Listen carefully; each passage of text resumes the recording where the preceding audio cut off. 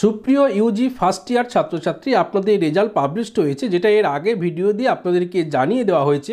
এই মুহূর্তে আপনারা নেতাজি ক্লাসরুমে অনেক প্রশ্ন রেখেছেন, বিশেষ করে গ্রেড লেটার নিয়ে। অনেকের আপনাদের পেপারের পাশে ডি শো করিয়েছে, তো সেই ডি মানে কি বোঝানো হয়েছে, ডি মানে পাস নাকি ফেল, এর পাশাপাশি সি মানে কি বোঝানো হয়েছে, কাদের বি প্লাস কাদের বি, এই সমস্ত কিছু আজকের এই ভিডিওতে আমরা সহজ সরলভাবে আলোচনা করব। তবে আপনাদেরকে শুরুতেই বলি, আশা করি আপনাদের প্রত্যেকের রেজাল্ট ভালো হয়েছে।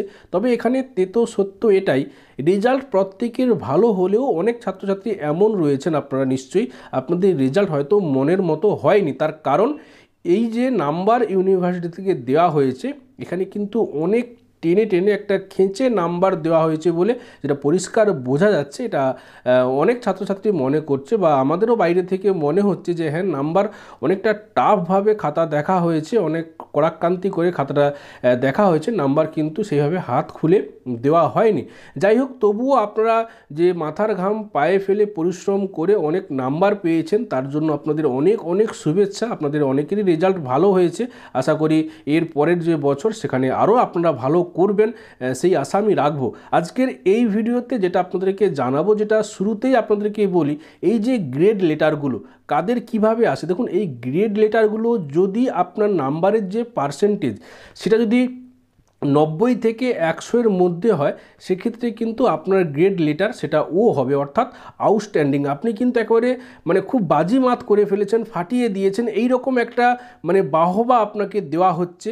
আপনাকে যে গ্রেড লেটার সেটা ও দেওয়া হচ্ছে, ও এর যে মানে করা হয়েছে সেটা হচ্ছে আউটস্ট্যান্ডিং। আপনার রেজাল্টটা খুব সুন্দর, সর্বোচ্চ যে গ্রেড সেটা হচ্ছে এই ও।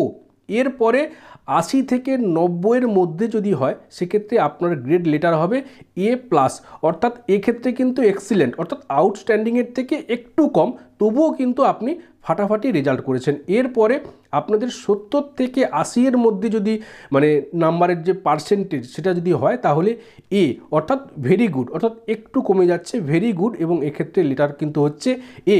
এইভাবে কিন্তু হতে হতে একটা সময়ে দেখা যাচ্ছে ডি, এবং এর যে পার্সেন্টেজ সেটা হচ্ছে আপনাদের 30%।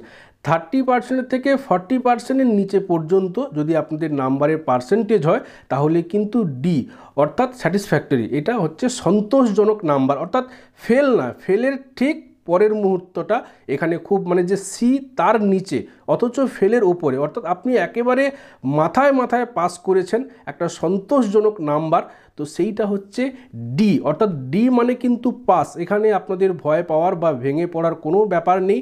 আপনারা কিন্তু ডি যাদের যাদের পেপারের পাশে শো করেছে, এটা স্যাটিসফ্যাক্টরি, অর্থাৎ আপনার ওই যে নাম্বার সেটা কিন্তু সন্তোষজনক নাম্বার, আপনি মাথায় মাথায় পাস করেছেন। এবারে আপনাদেরকে জানিয়ে দিই, দেখুন আপনাদের যে সমস্ত পেপারগুলো 70 নাম্বার এবং এখানে তাহলে 30% 21 এবং 40% নিচে, তাহলে দেখবেন যাদের নাম্বার 21 থেকে 27 এই সংখ্যাগুলোর মধ্যে কোনো একটা রয়েছে, সেক্ষেত্রে আপনাদের ওই পেপারের পাশে কিন্তু ডি শো করাবে, যেটা হচ্ছে আপনাদের 70 নাম্বারের পেপারের ক্ষেত্রে।